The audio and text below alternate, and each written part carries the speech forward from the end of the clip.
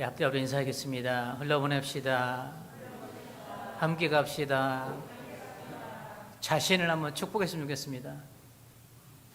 열심히 살았어. 자신에게 열심히 살았어. 금요일날 설교하는 데부터 그런 생각이 들었습니다. 외적인 것 가지고 우리는 참 내 자신을 많이 평가하잖아요. 눈에 보여진 것 가지고. 그런데 우리는 우리 스스로에게 그런 좀 용기와 위로를 줬으면 좋겠습니다. 여기까지 살아온 게 참 정말 대단한 거죠. 여기까지 자녀 낳고 손자들을 보고 가정을 꾸리고 여기까지 걸어온 여러분의 삶 자체가 정말 위대하고 축복받을 만한 그런 삶이 아닌가. 그래서 그때 금요 예배 때 그 여운이 아직도 남아서 여러분 자신들을 한번 축복하는 마음으로 하는 시간을 좀 가졌습니다. 자, 오늘은 가장 값진 포기, 아마 이거는 기억나실 본문이기도 해요. 아마 기억나실 거예요. 한번 제가 했을 텐데 이번이 아마 제 기억으로는 두 번째가 아닌가 생각을 해요. 그래서 다시 한번 기억을 떠올리시면서 십자가의 은혜가 다시 한번 우리 안에 회복되는 시간이 되었으면 좋겠습니다. 저류 중에 모성에 가장 강한 새가 있습니다. 펠리컨이라고 있습니다. 부리가 이만큼 커가지고 밑에 요렇게 된 거잖아요. 펠리컨이라는 새가 있습니다. 이 펠리컨이 왜 모성애가 강하냐고 보니까 새끼들이 줄 먹이가 없으면 자신의 가슴을 뜯어서 새끼들에게 먹인다고 그래요. 자신의 가슴을 뜯어서. 물고기 중에 그런 고기 있죠. 가시고기라고 있죠. 그 고기도 새끼들이 부화하면 자신의 몸을 새끼 먹이로 주고 자신은 그 자리에서 희생합니다. 그리고 심지어는 새끼가 병에 걸리면 죽어가는 새끼에게 자신의 핏줄을 터뜨려서 그 피를 새끼에게 먹여준다고 해요. 펠리컨이. 어미 펠리컨은 자신이 죽어가면서도 새끼를 위해 기꺼이 목숨을 바친다고 합니다. 그래서 서양인들은 펠리컨을 사랑과 희생의 상징으로 여긴다고 합니다. 사랑과 희생의 상징. 자, 이 예화를 들으면서 생각나신 분이시죠? 바로 예수님이십니다. 예수님. 우리를 위해서 2000년 전에 이 땅에 오셔서 십자가에서 자기 몸의 모든 물과 피를 다 우리를 위해서 쏟아주신 그분이 바로 예수 그리스도라는 것이죠. 그런데 이 성경은 예수님을 어떻게 표현하고 있습니까? 요한복음 3장 16절 다 같이 한번 시작. 하나님이 세상을 이처럼 사랑하사 독생자를 주셨으니 이는 그를 믿는 자마다 멸망하지 않고 영생을 얻게 하려 하심이라. 자, 누구라고요? 독생자라고 말씀하고 있습니다. 예수 그리스도를 독생자. 요한일서 4장 9절입니다. 하나님의 사랑이 우리에게 이렇게 나타난 바 되었으니 하나님이 자기의 독생자를 세상에 보내심은 자기의 독생자예요. 하나님의 독생자예요. 화면으로 보니까 해바라기 꽃이 너무나 이쁘네요. 자, 꽃이 이쁘다는 거는 누가 빛난다는 거예요? 사라졌네요. 너무 잘 어울리는데. 이거 캡처해가지고 저한테 좀 보내주세요. 캡처해가지고. 네, 예. 할렐루야. 저게, 좋지 않은 거예요, 이 조이스틱이. 그런데 저렇게 세밀하게 조정하는 거 보면, 우리 은서 형제가 굉장히 섬세함이 있나 봐요. 감사해요. 자기의 독생자예요. 예수 그리스도를 자기의 독생자라고 성경은 표현하고 있습니다. 예수님 그러니까 하나님께 하나밖에 없는 정말 말 그대로 우리의 표현으로 보면 정말 눈에 넣어도 아프지 않을 그런 분이 예수 그리스도라는 것이죠. 그런 소중한 존재입니다. 그런데 이렇게 소중한 존재를 포기해야 하는 그런 사건이 하나 벌어지죠. 그게 바로 에덴 동산에서 벌어졌던 선악과의 사건입니다. 아담과 하와가 선악과를 따먹는 사건.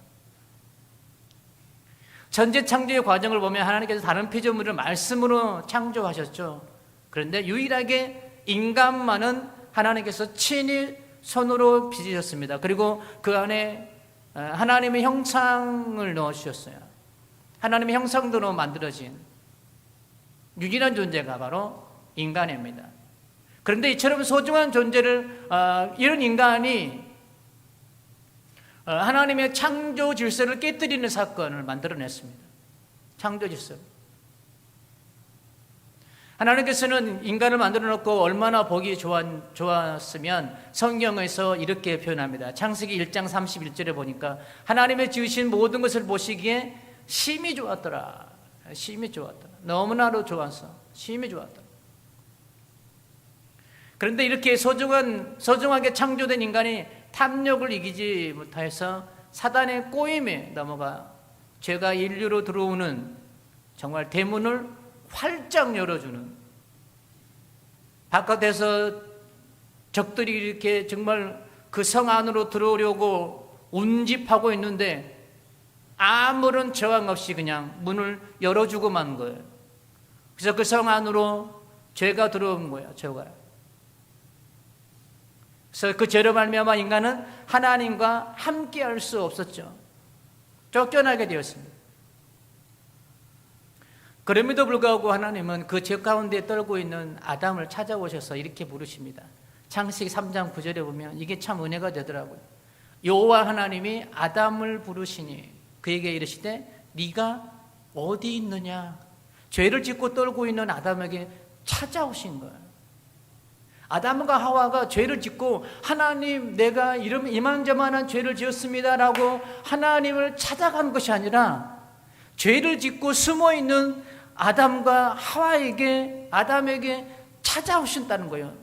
하나님이신 그분이 천지 만물을 창조하신 만왕의 왕께서, 창조주께서 피조물을 찾아오셨다는 거예요.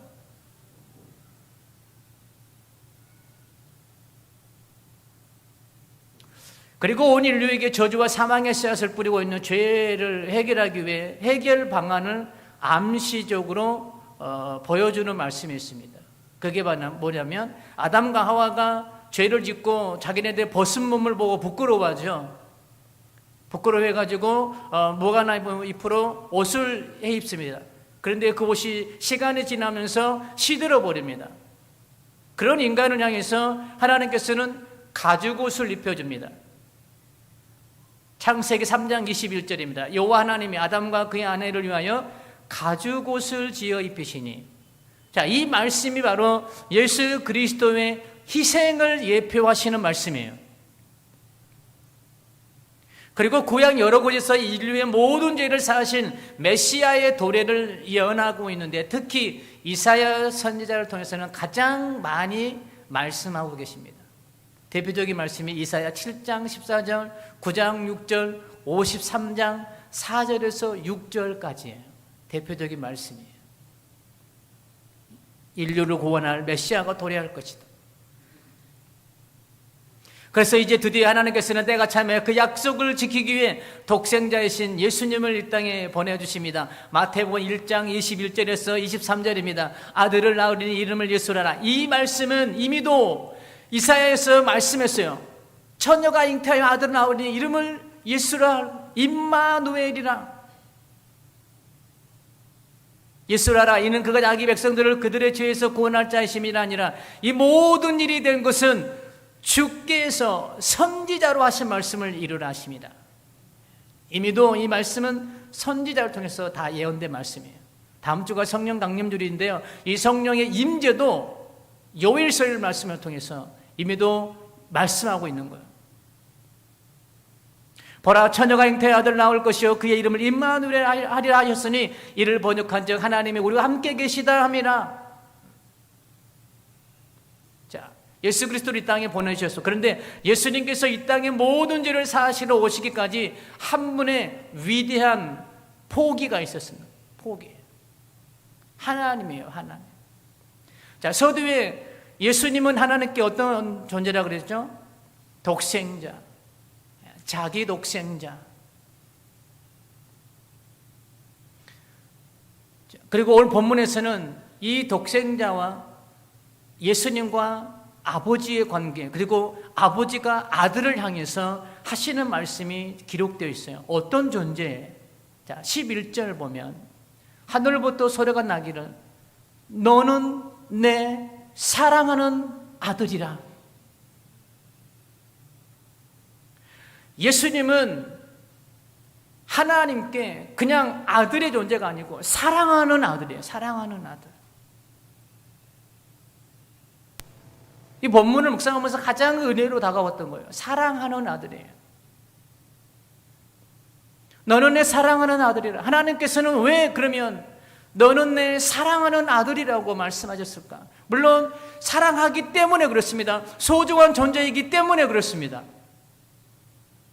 자, 우리는 여기에서 사랑하는 아들이라는 이 표현 안에서 나를 향한 하나님의 사랑이 얼마나 깊고 높고 넓은지를 우리는 깨달을 수 있어야 됩니다.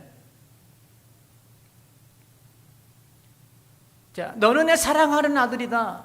이렇게 말씀하신 데에서는 가장 사랑하는 아들을 포기하시고 나를 선택할 때 그 이상으로 나를 더 사랑한다는 표현이에요. 사랑하는 아들을 주면서까지 나를 선택했다는 것은 내가 사랑 독생자 예수 그리스도만큼 더 이상 그 이상의 사랑받을 자격이 있고 사랑하는 존재라는 사실을 하나님은 이 사랑하는 내 아들이다 라는 표현 속에 우리의 존재를 확인시키고 계시는 거예요. 여러분은 하나님께 그만큼 소중한 존재이고 존귀한 존재이고, 이 표현이 조금 위험한 표현인데요, 하나님이 예수님을 사랑하는 것만큼 여러분은 그만큼 사랑하고 계신다는 거예요. 여러분은 그만큼 가치 있는 존재라는 거예요. 우리는 이 사실에 자부심을 가져야 돼요. 긍지를 가져야 되는 거예요. 나는 그런 존재라는 거예요. 서두에도 말씀드렸듯이, 처음 시작할 때 말씀드렸듯이, 여러분의 외적인 것을 가지고 여러분의 지금 나타난 삶의 결과물들을 가지고 여러분 스스로를 단정 짓지 말라는 거예요. 여러분이 지금 가지고 있는 삶에 처해 있는 그 환경이 여러분의 전부가 아니라는 거예요. 여러분의 전부는 누구예요? 예수 그리스도. 여러분은 예수님 짤인 거예요. 예수님 짤이에요. 내가 너를 제명하여 불러나니 너는 내 것이다. 우리는 하나님의 것이 되었습니다. 내 눈에 내가 보배롭고 존귀한다. 이런 존재라는 사실이죠. 우리는 이 사실을 우리는 믿음으로 받아들이고 믿음으로 또한 고백할 수 있어야 되는 거예요.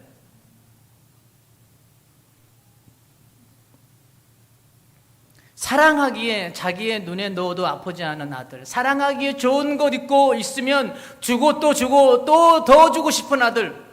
이거는 인간적인 표현이에요. 여러분의 어떤 분이 그러시더라고요. 손주 키워보니까 어때? 아들 키울 때하고 너무 달라. 너무 이뻐. 아들 키울 때하고 너무 다른. 누가 그러셨는지 모르겠는데 너무 이뻐. 제 동기분이 그러셨군요. 지난주에 동기 모임이 있었는데 너무 이쁘대요. 그 이쁜 손주를 누군가를 위해서 희생한다고 생각해 보세요. 희생한다고 생각해요. 예수님은, 하나님은 나를 위해서 그 사랑하는 제 너무 이쁜 그분을 희생하셨어요. 저와 여러분을 위해서.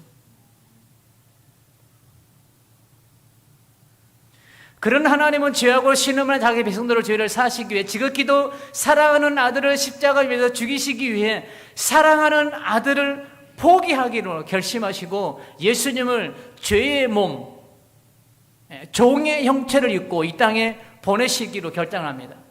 빌립보서 2장 7절과 8절입니다. 오히려 자기를 비워 종의 형체를 가지사 사람들 같이 되셨고 사람의 모양으로 나타나사 자기를 낮추시고 죽기까지 복종하셨으니 그 십자가의 죽으심이라. 만왕의 왕 되신 그분께서 하늘의 영광을 다 포기하시고 이 땅에 사람의 몸을 내시고 자기를 낮추시고 우리의 눈높이로 내려오셨다는 것이죠.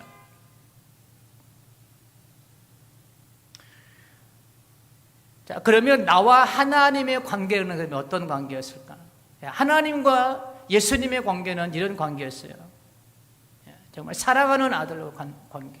그러면 하나님과 나와의 관계는 어떤 걸까? 에베소서 2장에 잘 기록되어 있습니다. 나는 허물과 죄로 죽었던 자입니다. 세상 풍조를 따랐던 사람입니다. 사단을 따랐던 사람이고 불순종의 아들이어서 본질상 진노의 자녀였고 육체의 욕심을 따라 살았던, 그래서 하나님과 원수가 되었던 그런 자였습니다. 이렇게 하나님과 원수가 된 나를 하나님께서 어떻게 하셨을까요? 에베소서 2장 4절과 5절에 보면 긍휼이 풍성하신 하나님을 우리를 사랑하신 그 큰 사랑을 인하여 허물로 죽은 우리를 그리스도와 함께 살으셨고 너희는 은혜로 구원을 받은 것이나. 너희가 나를 먼저 사랑하는 것이 아니라 내가 너를 먼저 사랑했다라고 말씀하고 계십니다. 범죄로 말미암아 아담이 하나님을 찾아가는 것이 아니라 하나님이 아담을 찾아갔던 것처럼 인간인 우리가 죄에서 이렇게 허물어져 있을 때 하나님이 우리를 사랑하사 하나님의 그 은혜로 말미암아 우리가 하나님의 백성이 되었다는 거예요. 그런데 하나님의 백성이 된 하나님이 우리를 찾아오실 때 하나님과 나와의 관계는 우리는 허물과 죄로 이미도 생명이 아웃된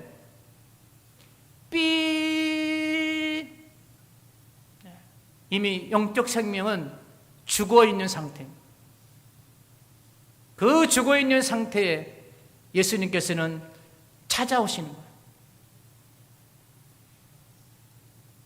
죽어있는 상태에는 소망이 있나요? 없나요? 없어요. 희망이 없습니다. 그 사람에게 뭔가 기대할 만한 게 없어요. 우리 인생이 그랬습니다. 예수 허물과 죄로 우리는 죽어서 아무런 희망이 없는 그런 인생이었습니다. 아무것도 할 수 없는 그런 인생이었어요. 그런 인생 가운데에 예수 그리스도께서 찾아오시고 우리에게 꿈을 꾸게 하셨어요. 희망을 품게 하셨어요.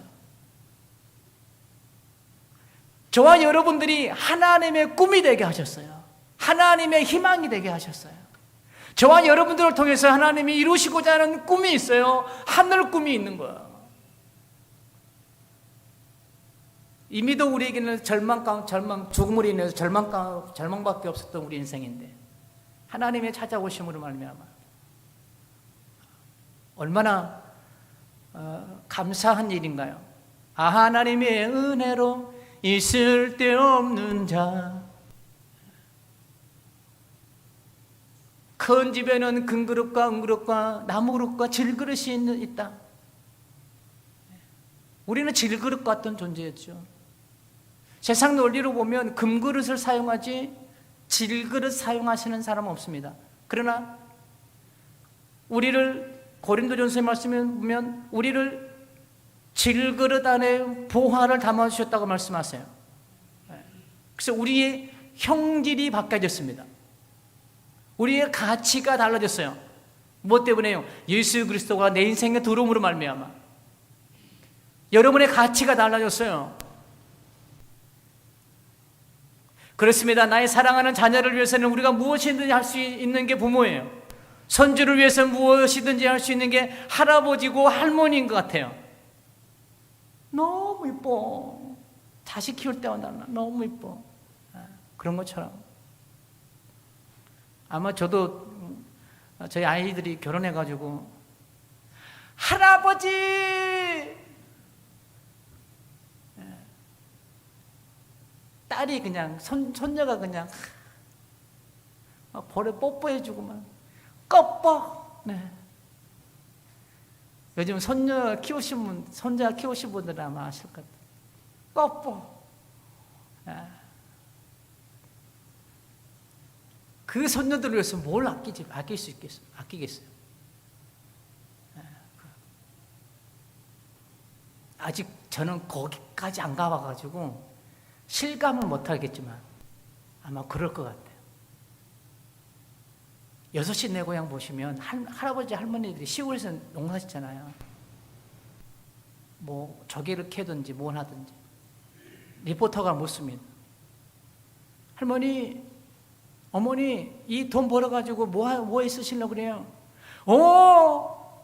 선두들 과자 사주고 용돈 주고 그래야지. 그러려고. 가장 먼저 하는 말이 그거예요. 왜 그럴까요? 이쁘니까, 사랑하니까.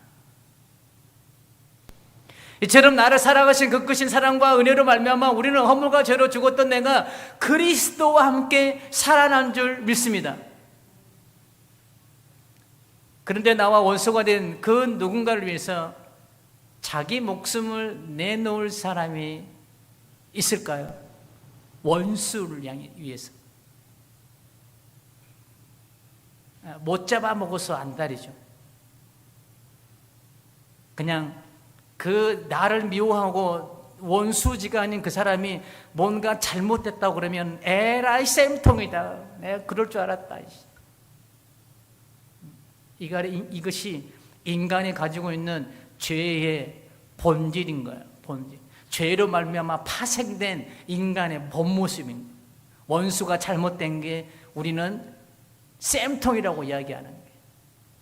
그런데 원수를 위해서 자기 목숨을 내놓는다. 자기의 가장 소중한 것을 자기와 원수된 사람을 위해서 포기할 사람이 과연 몇이나 있을까요? 그러나 하나님은 본질상 진노의 자녀이고 하나님과 원수가 된 나를 위해서 본인의 가장 사랑하는 아들을 포기하셨습니다. 로마서 5장 7절과 8절입니다. 의를 위하여 죽는 자가 쉽지 않고 선인을 위하여 용감히 죽는 자가 혹 있거니와. 그래, 여기까지 인정해요. 있을 수 있다는 거예요. 가능하다는 있을. 그러나 그 다음 절 중요합니다. 우리가 아직 죄인 되어 있을 때에 그리스도께서 우리를 위하여 죽으심으로 하나님께서 우리에 대한 자기의 사랑을 확증하셨느니라. 어머니와 단둘이 사는 청년이 있었습니다. 그런데 어느 날 청년은 외출에 다가오다가 뜻하지 않게 교통사고를 당했습니다. 그런데 이 청년이 교통사고로 인해서 두 눈을 다 잃게 됐어요. 두 눈을 다. 이 청년은 두 눈을 다 잃었으니 후천성으로 본의 아니게 교통사고로 두 눈을 잃게 됐으니 얼마나 절망에 빠져 있을까. 세상과 단절시켰습니다. 어머니와도 단절시켰습니다. 마음을 철저하게 닫고 운둔 생활에 들어갔어요. 자, 이 아들의 모습을 지켜보고 있는 어머니의 마음 어떨까요? 어머니의 마음. 병원에서는 이식수술을 기증마다 이식수술을 하라고 권유합니다. 그렇게 지내던 어느 날 청년에게 기쁜 소식이 전했습니다. 이름을 밝히지 않은 누군가가 그에게 한쪽 눈을 기증하겠다.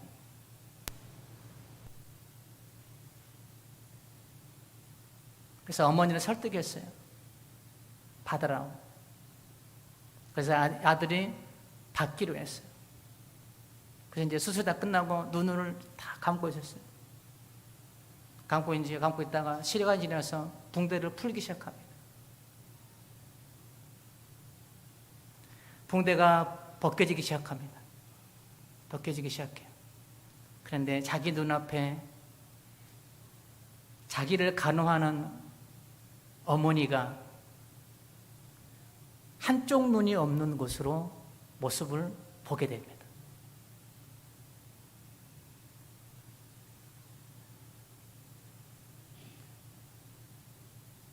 꽤 시간이 지나 드디어 청년은 풍dem이 어머니를 보고 바라봐요. 이 어머니랑 해서 청년은 아무런 말을 못해요. 어머니가 아들에게 이렇게 말합니다. 아들아, 두 눈을 다 주고 싶었지만 그러면 네가 장님인 나를 돌보는데 힘들까 봐 두 눈을 주고 싶었지만 한 눈밖에 줄 수 없었단다.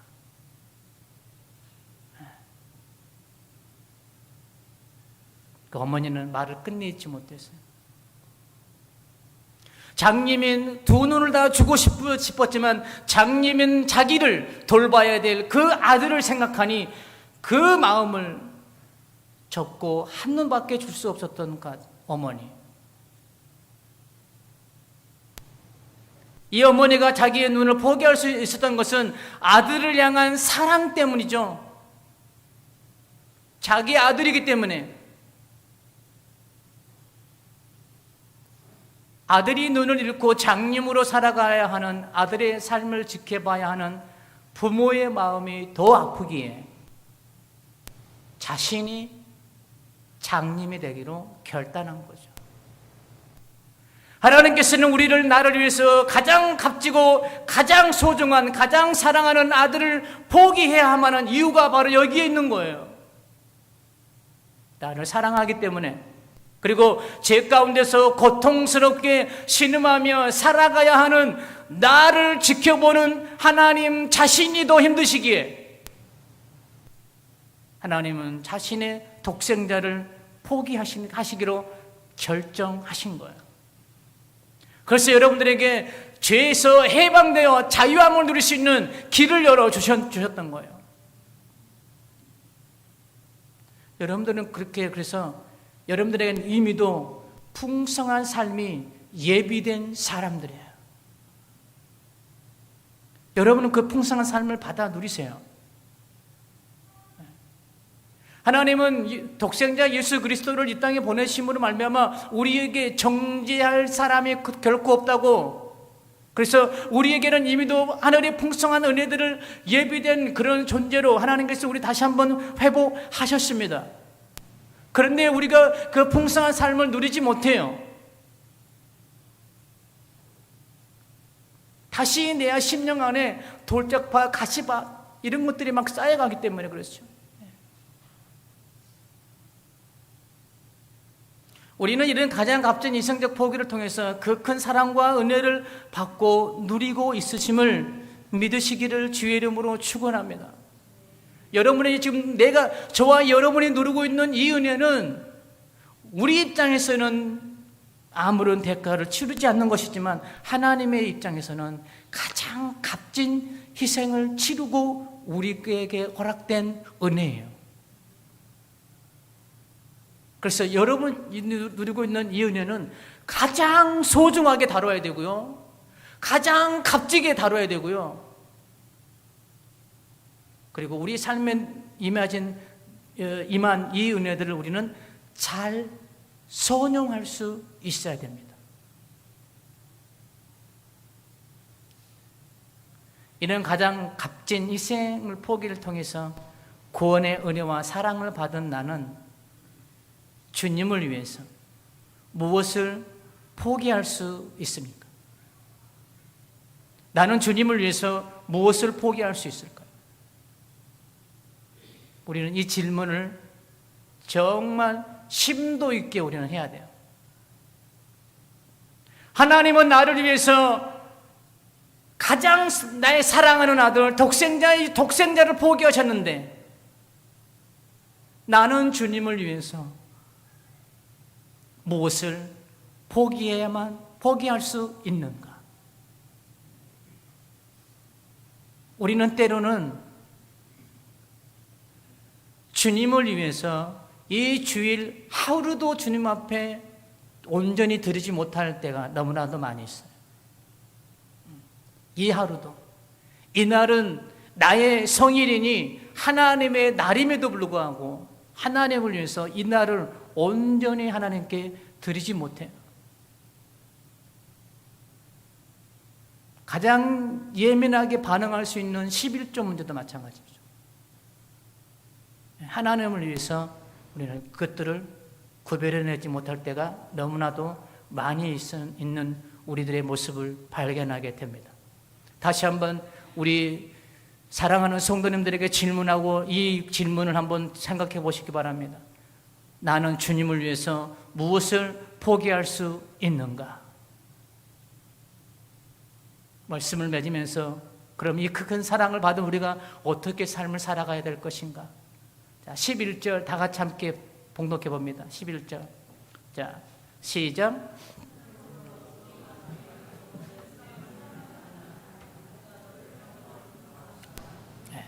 너를 기뻐하노라. 이 큰 사랑을 받은 우리가 삶을 어떤 삶을 살아야 되는가? 하나님을 기쁘시게 하는 삶을 살아야 할 줄 믿습니다. 우리의 삶이 예배가 되고 예배가 삶이 되면 우리의 삶의 형편이 어떠하든지 주님을 찬양하고 증거하는 삶, 이런 삶을 사는 저와 여러분을 바라볼 때 하나님의 입가에 미소가 잔잔하게 드리울 줄 믿습니다. 저와 여러분을 바라보시고 내가 너를 기뻐하노라,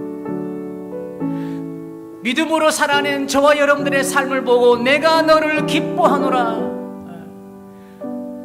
성령의 음성에 예수님을 향해서 내가 너를 기뻐하노라 말씀했던 것처럼 저와 여러분들을 향해서 하나님 말씀하시는 거예요. 내가 너를 기뻐하노라고. 스바냐 3장 17절 말씀입니다.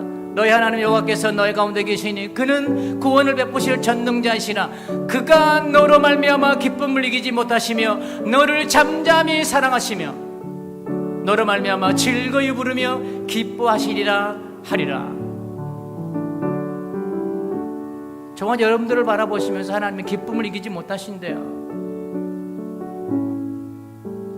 히브리서 11장 6절 말씀처럼 믿음이 없이는 하나님을 기쁘시게 할 수 없듯이 우리의 삶의 형편이 어떠하든지 이 믿음, 하나님이 나를 구원하기 위해서 사랑하는 아들 독생자 예수 그리스도를 포기하시면서까지 나를 사랑하신다는 이것을 믿는 믿음. 그래서 우리는 이제 주를 위해서 무엇인가를 주를 위해서 다시 한번 우리도 포기할 수 있는 그런 삶, 그리고 믿음으로 살아내는 그런 삶, 그런 삶을 살아 더욱더 믿음에 견고해지고 흔들리지 않으며 항상 주의 일에 힘쓰는 믿음의 사람이 되어 주님을 기쁘시게 하는 우리 모든 찬성의 모든 성도님들이 다 되시기를 주의 이름으로 축복합니다.